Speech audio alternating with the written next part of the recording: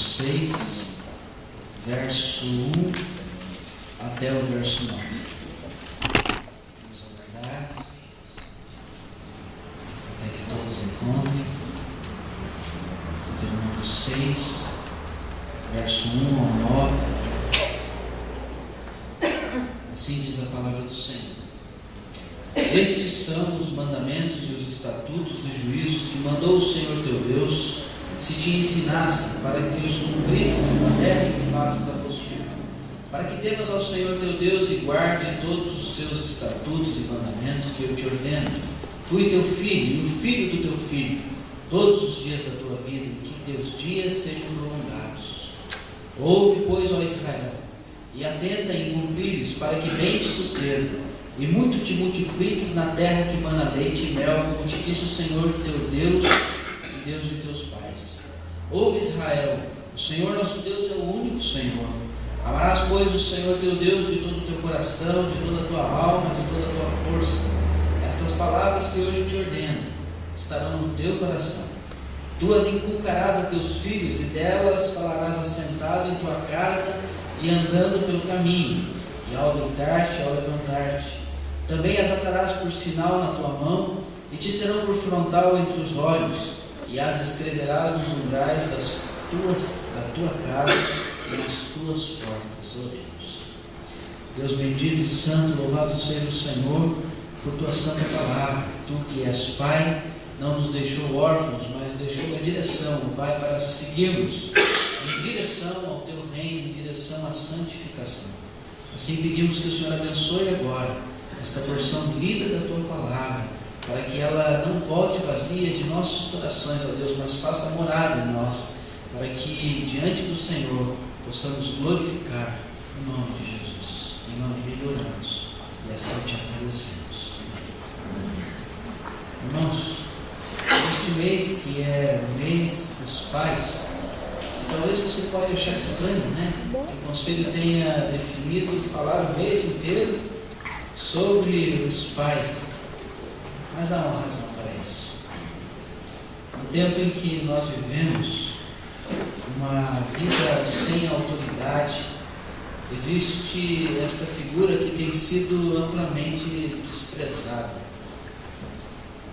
Tem se colocado para as pessoas em geral que esse personagem não é mais necessário nas famílias.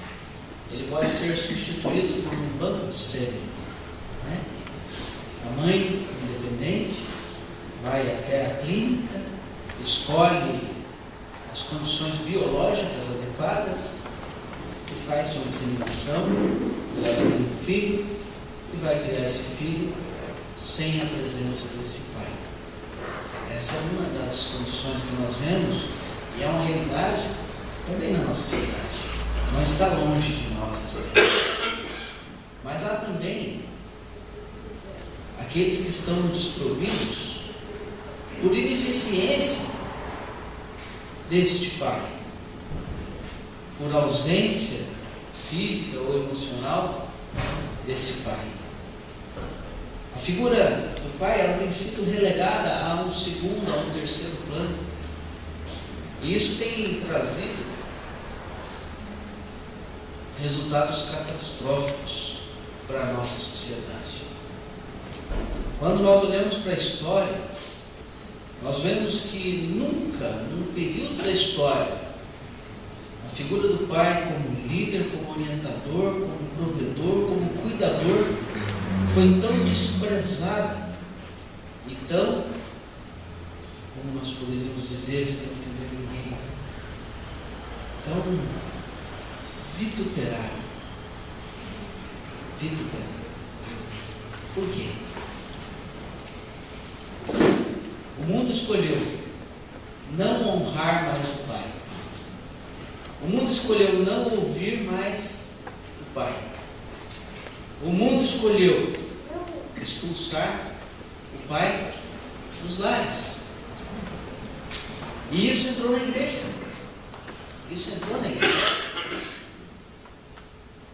Agora é muito importante nós refletirmos sobre isso, porque desconsiderar esse modelo que Deus colocou é trazer maldição para os nossos lares. trazer dor para os nossos lares, é trazer dor e sofrimento para a nossa sociedade. É um resultado maldito sobre aquilo que Deus nos deu nos lares de mais preciosos, que são nossos filhos. Eu não preciso falar de ciência, os irmãos podem ver isso na internet, nas revistas. O que faz secularmente a falta de um pai num lar? O pai é um projeto de Deus para a família. É por isso que Jesus, tomando frente, nos ensinou a orar, chamando Deus de Pai. Esse modelo é muito alto para nós. Não mais, não precisa ficar preocupado, não. Mas é o modelo que Jesus ensinou. É a importância que Jesus deu a essa figura chamada Pai. Não se engane, irmãos.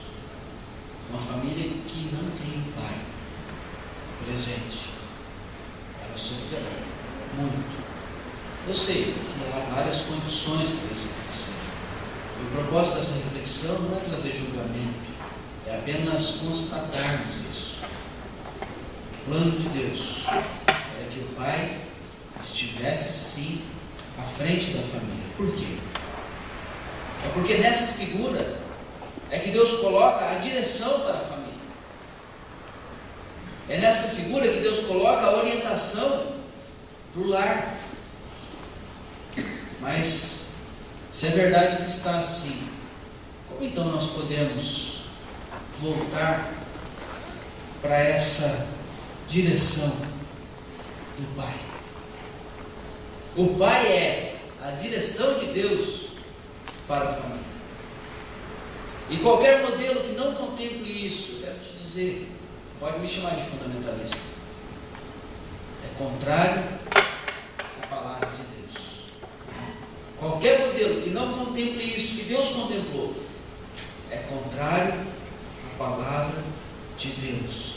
Não combina com filhos de Deus que tem a Bíblia, unicamente a Bíblia, como única regra de fé e prática. Sabe por quê, irmãos? Presta atenção no texto. Moisés, inspirado pelo Espírito, diz assim: estes, pois, são os mandamentos e os estatutos e juízos que mandou o Senhor teu Deus, se te ensinasse para que os cumprisse na terra que passas a possuir.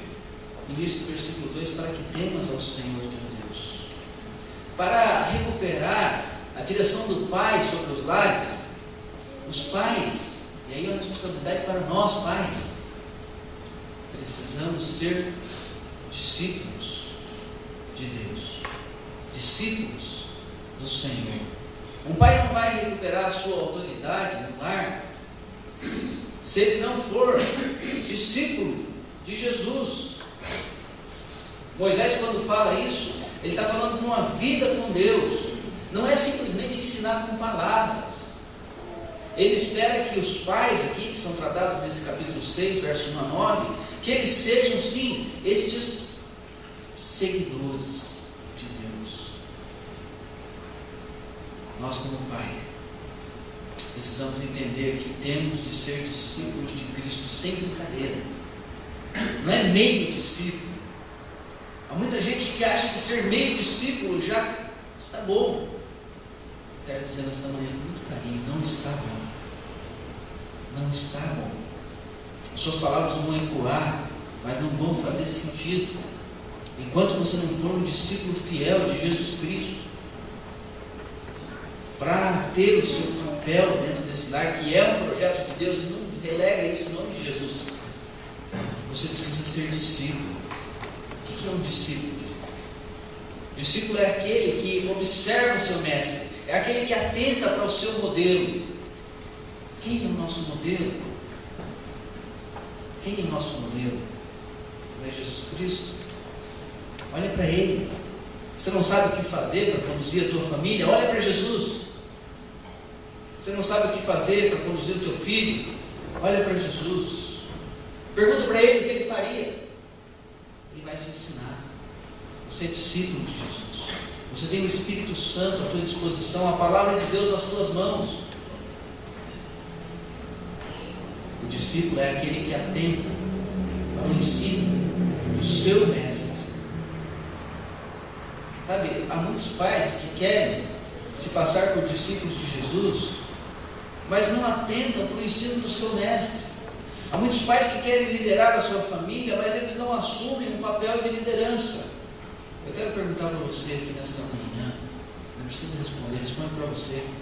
No domingo, você é o primeiro que acorda para trazer a tua família à escola dominical? Ou você fica deitado esperando que a esposa faça o café e acorde os filhos, para depois você se levantar? São coisas simples assim, irmãos. Pai toma frente, pai lidera. E liderar não é empurrar todo mundo, não, é falar: olha, vamos, eu estou indo, vem, é por aqui. É assim que funciona o pai.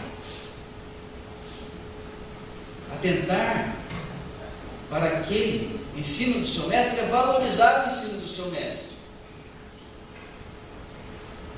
Mas se eu, como pai, falo: olha, não vou à igreja hoje não, na escola dominical, o pastor Lorena é muito chato, vai ficar pegando no pé. O pastor Eliseu é muito chato, vai falar isso de novo. Eu não vou à igreja não, vou assistir a corrida. Beleza. Irmão querido, depois não reclame se o teu filho não quiser vir à igreja. Ele vai seguir o seu modelo. Você é discípulo de Jesus, ele é teu discípulo. Ele vai aprender com você. Depois não adianta palavras, porque ele vai perceber que as tuas palavras não condizem com a tua vida. Ser discípulo, e é isso que Moisés nos chama a atenção, é aquele que obedece ao Senhor. No tempo de Deuteronômio se exigia que os pais fossem discípulos, porque assim eles fariam que as famílias cumprissem os estatutos de Deus. Você percebe a importância desse líder espiritual que há nos lares? Quando um pai cumpre um mandamento, quando um pai prega um mandamento, quando um pai é exemplo, a família naturalmente ela vai cumprir o mandamento do Senhor. Vai ser algo natural. Mas para recuperar essa direção que foi perdida e está sendo massacrada pela sociedade, nós precisamos entender também o que são os mandamentos de Deus. Veja o versículo 4 até o 5. Ele diz assim: ouve, Israel, o Senhor nosso Deus é o único Senhor. Amarás, pois, o Senhor teu Deus de todo o teu coração, de toda a tua alma, de toda a tua força. Estas palavras que hoje te ordeno estarão no teu coração. Sabe o que é isso aqui, irmãos? Isso aqui é a Shema. O menino judeu, quando ele completava 12 anos, ele tinha que ir ao templo e declarar isso. Ouve, ó Israel, o Senhor nosso Deus é o único Deus. Portanto, amarás o Senhor teu Deus de todo o teu coração, de todas as tuas forças, de todo o teu entendimento. O mandamento do Senhor, ele jamais é penoso para um discípulo. Deus tem uma especial atenção no cumprimento do mandamento, porque isso produz vida para as famílias. Não é porque isso glorifica a Deus, é lógico que glorifica, mas o fim primordial do cumprimento do mandamento é bênção para as famílias que são do Senhor. Deus tem esse propósito de abençoar os lares. É por isso que ele chama a atenção para o mandamento. Agora, entender o que é o mandamento é entender quem é o teu Deus. Você não vai conseguir cumprir o mandamento se você ainda não entendeu quem é o teu Deus. Para entender quem é teu Deus, você precisa, antes de cumprir o mandamento, ter o coração no mandamento. É isso que vai dizer Provérbios capítulo 23, verso 26. Se você não amar ao Senhor, você jamais vai adorar Ele. Vai adorar ao Senhor com toda a tua força, com todo o entendimento, com todo o teu coração. Isso tudo deve se resumir numa palavrinha: prioridade. Qual é a prioridade da sua vida? É o Senhor? Ou a prioridade da sua vida são outras coisas? O mandamento do Senhor começa com adoração ao Senhor. Entender esse mandamento é compreender o nosso Deus. Mas há um terceiro ponto. E o terceiro aspecto para que se recupere a direção do Pai nos lares cristãos é que nós precisamos ser discipuladores. Você percebe? Começa com você sendo discípulo. No centro está você compreender o mandamento de Deus, compreendendo quem é o seu Deus. Mas o terceiro aspecto é colocar isso em prática. Verso 6, ele diz assim: estas palavras que hoje te ordeno estarão no teu coração. Verso 7, tu as inculcarás a teus filhos e delas falarás assentado em tua casa, andando pelo caminho, ao deitar-te, ao levantar-te. Também atarás como sinal na tua mão e te serão por frontal entre os olhos, e as escreverás nos umbrais das tuas casas e nas tuas portas. O pai precisa ser discípulo. Um discípulo entende o mandamento de Deus. Um discípulo verdadeiro torna-se um discipulador. Você é o primeiro discipulador da tua família. Você é o primeiro discipulador. Então, sobre isso, Jonas. Você é o primeiro discipulador da Débora. Não vai funcionar as professoras ensinarem a Débora se o pai não ensinar. Lógico que Deus pode agir com graça, mas Deus tem esse propósito, que o pai seja esse discipulador. Mário, você é o primeiro discipulador da Nicole. Wesley está aí com a Sofia nos braços. Você é o primeiro discipulador da Sofia. É você que tem essa responsabilidade espiritual diante de Deus, de ensinar a teus filhos a verdade da palavra de Deus. O versículo 7 diz assim: tu inculcarás. Essa palavra no original é interessante. Inculcarás é você rachar alguma coisa e colocar algo lá dentro. O que ele está chamando a atenção aqui para uma figura de linguagem é que você tem que colocar o mandamento lá dentro da cabeça do teu filho. Missão difícil, né? Missão difícil. Isso não é fácil para nossos pais também. Mas o Pai Celeste, Ele deu o método, Ele deu a direção para nós. E Ele disse assim: sabe como você vai fazer isso? Você vai fazer isso quando você falar assentado na tua casa. Não é na igreja, não. Assentado na tua casa. É lá que você vai ser. Mas é também andando pelo caminho. Sabe o que ele está dizendo? É a todo momento que você vai ter que discipular teu filho. Ao deitar-te,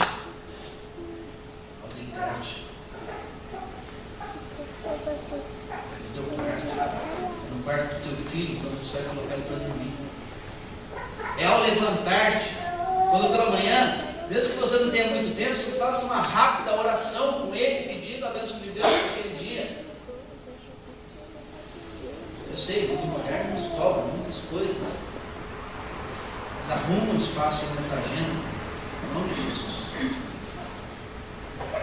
Ao levantar-te, atar das suas mãos. Sabe o que Moisés está ensinando? Não é para fazer o que o judeu estava fazendo, não, sabe, irmãos? Ele pegava o versículo e amarrava aqui no pulso. Não é isso, não. É que atar o mandamento do Senhor à tua mão é que aquilo que você faz com as tuas mãos, a obra das tuas mãos, tem que ser condizente com as tuas palavras. Coloca de frontal entre os olhos, visão pura, que foge do pecado, que foge do mal. Como os pastores diziam, que foge até da aparência do mal. Coloca as escrituras nos umbrais, nas portas. Sabe o que é isso? É viver a palavra de Deus, é ter a Bíblia no centro da tua casa. É quando você tiver que escolher entre um valor que o mundo te dá e um valor que a palavra de Deus te dá, você escolhe a palavra de Deus, mesmo que você receba nome de fundamentalista. Esse nome é tão mal compreendido, né? Louvado seja Deus que nós todos sejamos fundamentalistas. Sabe por quê? Porque essa corrente surgiu dizendo que o único fundamento para a nossa vida é a palavra de Deus. Ela tomou depois na história uma conotação depreciativa, mas a história dos fundamentalistas não é feia, não. Num tempo em que as pessoas diziam: olha, os milagres de Jesus não aconteceram, Jesus não ressuscitou, ele não é concebido pelo órgão do Espírito Santo. Os fundamentalistas se levantaram e disseram: não, a palavra de Deus diz isso, então nós vamos escolher crer nessa palavra. Seja fundamentalista nesse sentido, creia na palavra de Deus, não troca ela por um valor humano, não. Isso vai gerar maldição na tua vida. E não é maldição essa que você combate aí com quebra de maldições, não. É maldição real, porque você vai estar fora do propósito de Deus, sua família vai estar fora do propósito de Deus, isso não vai dar certo, irmãos. Isso não vai dar certo. Resumindo, para recuperarmos a direção do Pai, para o ministério de Pai, nós precisamos viver o Evangelho. Nós precisamos ter Jesus como nosso mestre e ser discípulos dele. Nós precisamos entender a mensagem e quem é o nosso Deus e qual é o seu mandamento. E nós precisamos entender que nós somos os discipuladores dos nossos filhos. Essa responsabilidade é minha, essa responsabilidade é tua. Não delegue. Não delegue essa função. Por mais que a mãe seja uma boa mãe, por mais que a mãe seja uma mulher honrada, por mais que a mãe tenha um papel importantíssimo dentro da família, esse papel é teu.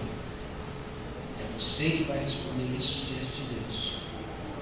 Amém? Vamos orar?